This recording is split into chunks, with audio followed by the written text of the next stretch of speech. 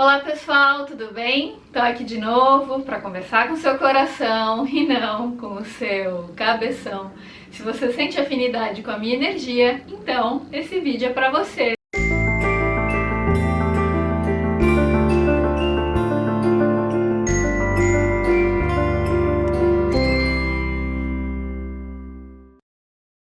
Gente, esses dias o YouTube me recomendou um vídeo bem interessante de um canal, agora eu não lembro o nome exato, se eu encontrar vou deixar aqui na descrição do vídeo, né?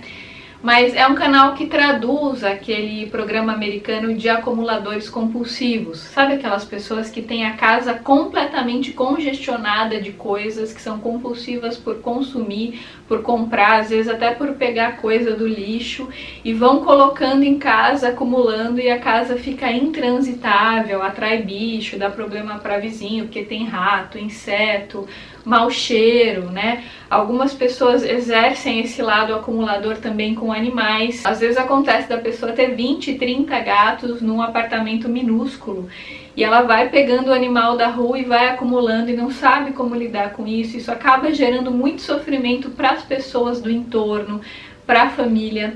Nos Estados Unidos tem uma estimativa de que existem 19 milhões de pessoas com transtorno de acumulação. Aqui no Brasil é algo menos comum, mas eu vi que existe, acho que em torno de 6% da população que pode ter esse transtorno, né?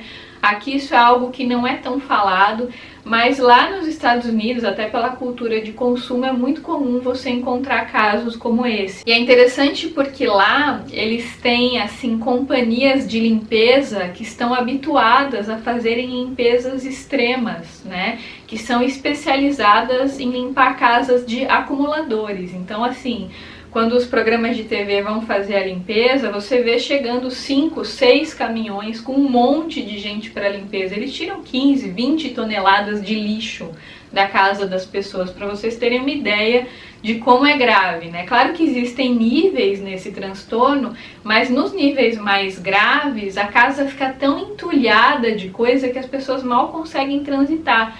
Tem gente que às vezes tem tanta coisa dentro do quarto que dorme num espacinho minúsculo. Tem outro caso de uma mulher que toda a lavanderia estava entulhada de objetos, né? Então ela não conseguia lavar as próprias roupas e por conta disso ela não parava de comprar novas roupas e abarrotando a casa de coisa, de mais coisa. Ela era casada e o marido sofria muito com essa situação, tinha muito medo de falar qualquer coisa, tudo ela se ofendia, né? E na verdade, gente, a pessoa que tem o transtorno de acumulação, que tem esse apego extremo aos objetos, é claro que para quem não tem o transtorno, às vezes é difícil de entender como isso funciona, né?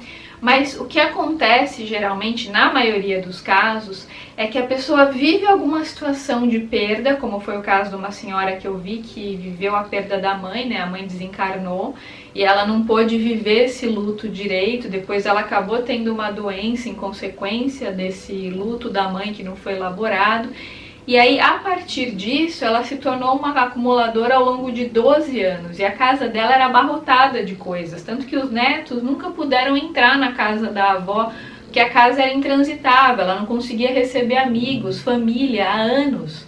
Ela não conseguia ter lugar para comer. Assim, ela e o marido tinham um espacinho minúsculo para colocar um copo, por exemplo, para assistir uma TV, né? Mas ela não conseguia comer dentro de casa porque nem cozinhar ela podia, porque o fogão estava abarrotado de objetos. E no caso dessa senhora, ela tinha todo um histórico de ter mania de limpeza, então por muitos anos, inclusive o marido relata, eles podiam comer no chão da casa se quisessem, de tão limpo, aquilo brilhava. Então ela era obcecada por limpeza, ela queria tudo muito organizado, mas desde o falecimento da mãe, ela começou a desenvolver o transtorno de acumulação e começou a comprar, consumir, abarrotando a casa de coisas. O marido se queixava, claro, mas cada vez que ele se queixava, ela comprava mais coisas e abarrotando a casa de coisas.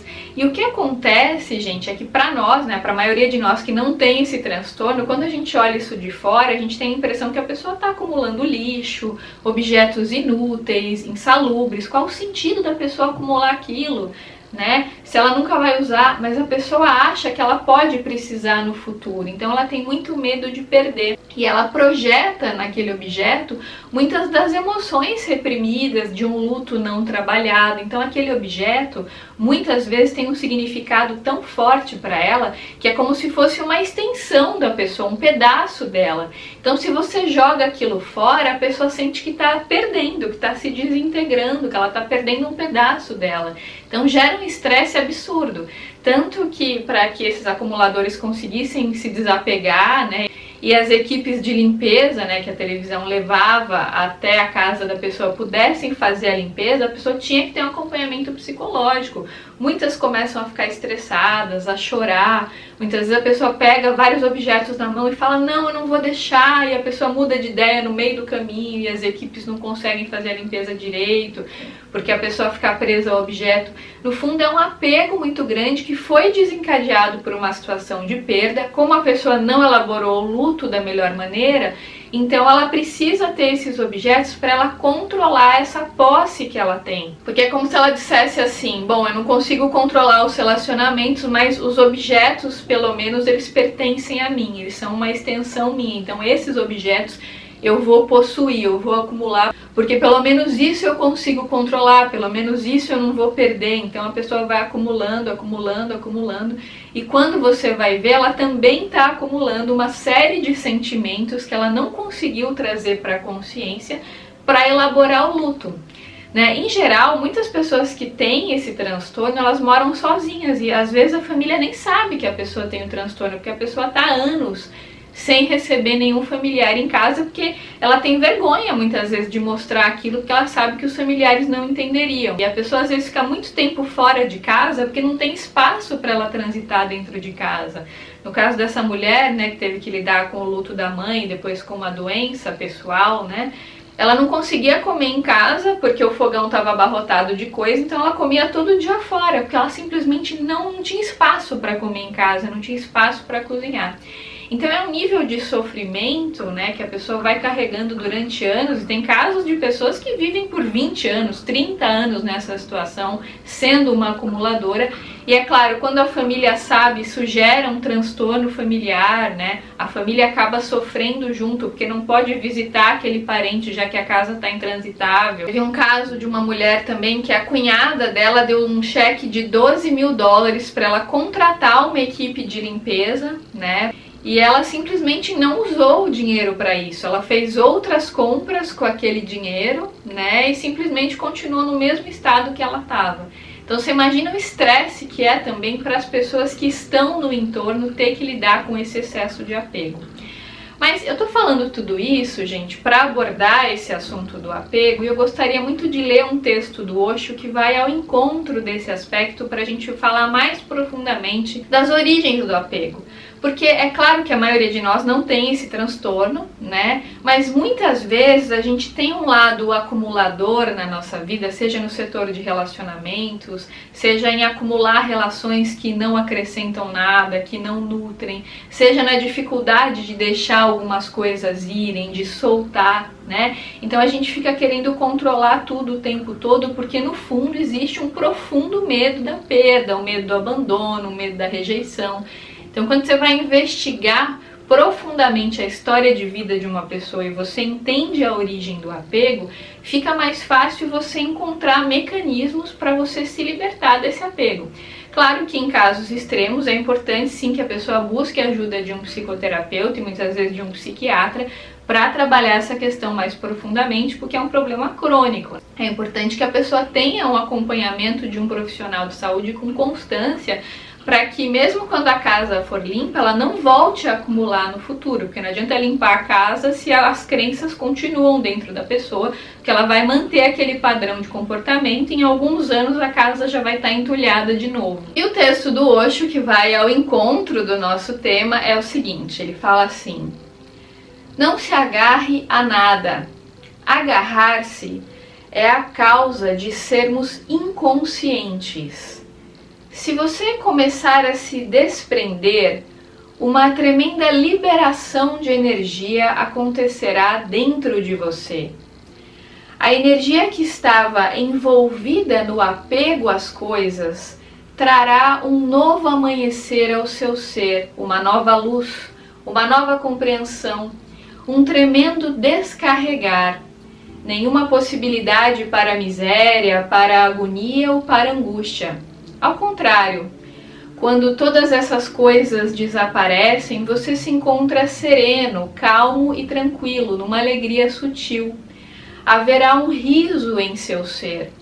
Se você se tornar desapegado, você será capaz de ver como as pessoas estão apegadas a coisas triviais e o quanto elas estão sofrendo por isso. E você rirá de si mesmo, porque você também estava no mesmo barco antes. O desapego é certamente a essência do caminho. Aí tem uma continuação desse texto, né, que ele fala o seguinte: compreender que a vida é feita da mesma matéria que os sonhos é a essência do caminho. Desapegue-se, viva no mundo, mas não seja do mundo, como dizia Jesus, né? O nosso grande treino aqui é estar no mundo sem ser do mundo. Aí ele fala, lembre-se que ele é um belo sonho, porque tudo está mudando e desaparecendo. Então, além de fazer psicoterapia, né, como é que a gente pode trabalhar essa questão do desapego, da não identificação com aquilo que é ilusório, com aquilo que é falso, com aquilo que é efêmero? Porque quando eu pego um objeto, né, e eu vejo aquele objeto como uma extensão de mim, eu projeto todas as minhas emoções não trabalhadas naquele objeto. E quando aquele objeto é tirado de mim, eu sofro profundamente, porque é como se um pedaço de mim tivesse sido tirado, eu só sofro por conta da minha inconsciência. Então, sempre que existe algum transtorno, algum sofrimento, inevitavelmente existe uma inconsciência, ou seja, falta de autoconhecimento. Porque se eu não me conheço, se eu não sei o que é essencial em mim, eu fico sempre, o tempo todo, com medo de que o meu tesouro verdadeiro seja retirado, né? Então eu sempre fico com medo que alguém me invada, que alguém faça alguma coisa, que alguém tire de mim alguma coisa. É um medo profundo e constante de perda, de falta. E aí eu começo a acumular coisas na minha vida, podem ser objetos, por exemplo, né? Eu acumulo porque eu falo assim, não, eu posso precisar disso amanhã. E se eu tiver uma privação amanhã? Então eu vou guardar.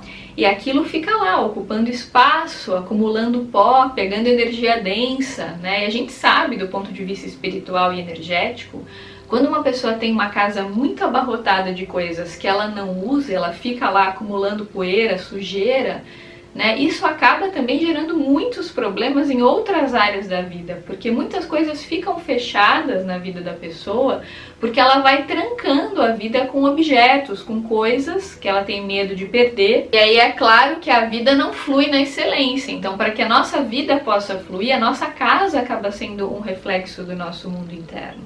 Lembra daquela lei hermética que fala que o que está dentro está fora, né? Então, se a sua casa está desorganizada, bagunçada, cheia de coisas acumuladas, coisas que você não usa, é porque provavelmente você também tem isso dentro de você. O Feng Shui trabalha muito isso. Hoje em dia tem os famosos terapeutas de casas que trabalham essas questões, que vão na casa das pessoas para ajudar na abertura de caminhos, reposicionando objetos, né, para soltar uma energia que pode estar presa. E como fala o Osho, né, quando você sai da energia do desapego, toda aquela energia que você estava direcionando para se agarrar a alguma coisa, ela acaba se tornando uma alegria sutil, porque você começa a viver mais no presente. Para você viver no presente, para você aprender a olhar para aquilo que realmente importa, você precisa, primeiro de tudo, se desidentificar daquilo que é falso, daquilo que é ilusório. Isso é treino.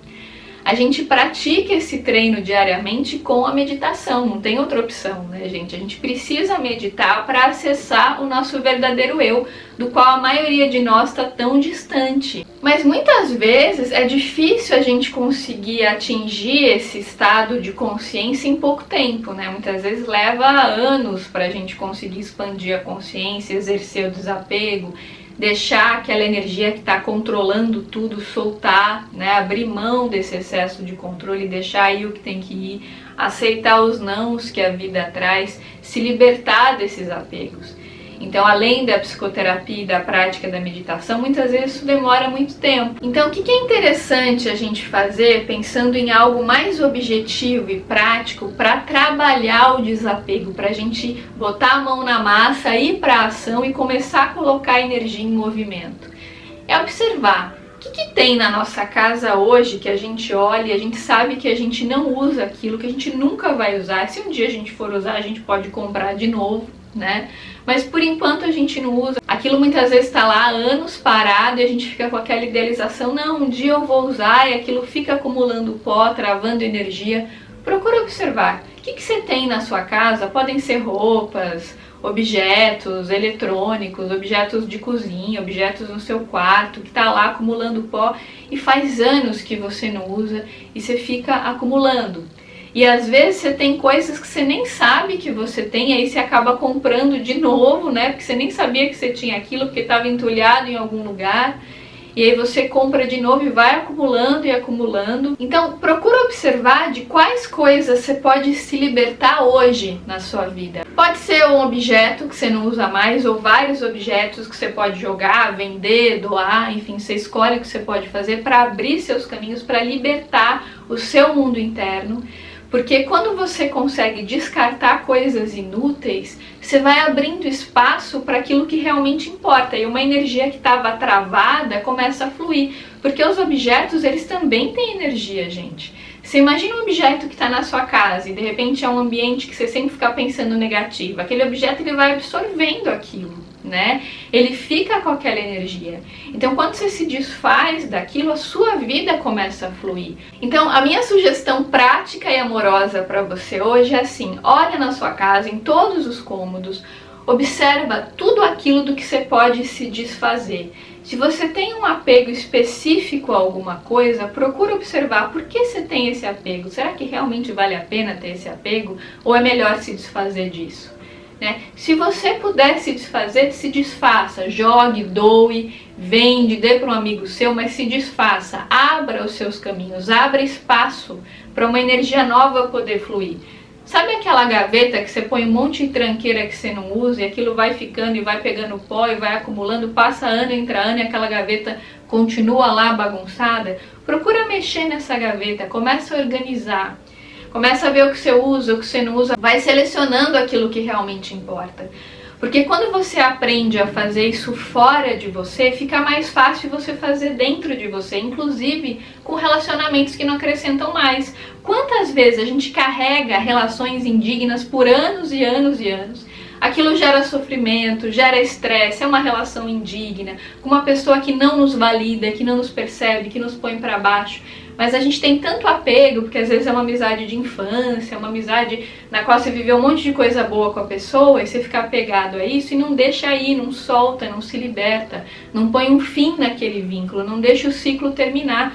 Por mais que haja uma série de evidências que o ciclo terminou, mas você simplesmente não aceita, porque você não sabe lidar com a finitude das coisas. Então você fica postergando e carregando e se submetendo a algo indigno, né? Você vai empurrando aquilo e quando você percebe, a sua vida está travada porque você está carregando na sua vida coisas que não são mais necessárias, coisas que não fazem sentido, coisas que não acrescentam, que não nutrem, que não tem mais a ver com o seu momento atual. Podem até ser pessoas que você segue, às vezes você está seguindo há anos por hábito, mas aquilo não te acrescenta mais, ou seguir aquela pessoa não te faz bem e você vai levando. O hábito de carregar sentimentos, né? De ser apegado a um sentimento que não faz mais sentido para o seu atual nível de consciência. Mas você tem medo da perda, de soltar aquilo e de não saber lidar com a finitude. Então você fica carregando um padrão psicológico que não faz mais sentido para você. Entende? Então procura observar quais pesos na sua vida você está carregando que estão gerando sofrimento, e talvez por ter se habituado com o sofrimento, você já nem percebe mais que isso é um problema. Observa seus relacionamentos, seus padrões psicológicos, os objetos que você tem na sua casa e começa a observar do que você precisa se libertar, o que não faz mais sentido, o que você precisa deixar aí. E se começar a vir uma certa resistência, não, eu não posso doar esse objeto, porque eu posso precisar, Ué, mas se você precisar, você pode comprar outro no futuro, não é o fim do mundo, né? Nada é tão imprescindível assim. Então, procura observar a resistência que você tem em doar certas coisas, em descartar certas coisas. De onde vem isso? Do que isso está te protegendo? Porque sempre que há uma resistência é porque tem algum sentimento do passado que a gente não olhou, que a gente não encarou, que a gente não integrou. E por não ter elaborado muito bem aquele sentimento, muitas vezes a gente projeta a solução daquilo num objeto. Então a gente tem a sensação, bom, se eu me libertar desse objeto, a sensação de falta vai ser muito grande, eu não sei lidar com essa falta, então eu quero ter esse objeto porque eu posso precisar dele. Ah, quero ter essa relação porque eu posso precisar dessa pessoa. A tal das relações funcionais, né? Então às vezes você tem uma amizade que já não acrescenta mais nada, mas você acha que você pode precisar da pessoa, como se a pessoa também fosse um objeto. Né? A gente não precisa de pessoas, na verdade, a gente troca com as pessoas dignamente porque é saudável, mas não porque a pessoa funciona para algo, porque ela é útil para algo. As pessoas não são objetos. Mas tem muita gente que trata as pessoas dessa forma. Eu preciso do fulano, eu preciso de não sei quem. Será que precisa mesmo, né? Se essa relação não tá te nutrindo, se ela não é digna, se ela não é saudável, qual o pior que pode acontecer se essa pessoa for embora da sua vida? Será que algum pedaço essencial de você vai ser tirado porque alguém saiu da sua vida? Eu gosto muito de uma frase do Eli Cravo, que ele fala assim, que o fim de uma relação amorosa não é o fim da sua capacidade afetiva, né? E é muito interessante isso, porque tem pessoas que projetam toda a sua afetividade no outro e tem aquela ilusão de que se o outro for embora, o amor foi embora. E não, o amor continua dentro dela, independente do externo. Então a capacidade de atrair novos relacionamentos amorosos continua existindo, porque a semente está dentro dela. Essa semente não deixou de existir porque o outro foi embora. Então, quando a gente desenvolve essa percepção, que é algo que eu aprendi com Osho, né, que aquilo que é essencial em nós, que o nosso tesouro verdadeiro é inabalável, independente de circunstância externa, e essa percepção vem da expansão da consciência, do autoconhecimento e da meditação, a gente passa a ter muito menos medo da perda, da falta. A gente não fica mais brigando com a vida com medo de que alguém vai embora, de que algum objeto se perca. Esse apego diminui bastante porque a gente aprende a olhar para aquilo que realmente importa. E a gente sabe que o tesouro que é real, que é genuíno, nada, nenhuma situação poderá tirar da gente. Porque essa essência, essa consciência, ela persiste mesmo que o nosso corpo físico não exista mais. Porque a consciência, ela existe independente do corpo. Quem é espiritualista como eu sabe que a gente continua existindo, né? O nosso espírito existe em outros planos, mesmo quando o nosso corpo físico não existe mais. O corpo é perecível, o espírito não é. Então a gente tem várias existências, mas a gente tem uma vida só, porque a gente continua com o mesmo espírito em existências diferentes.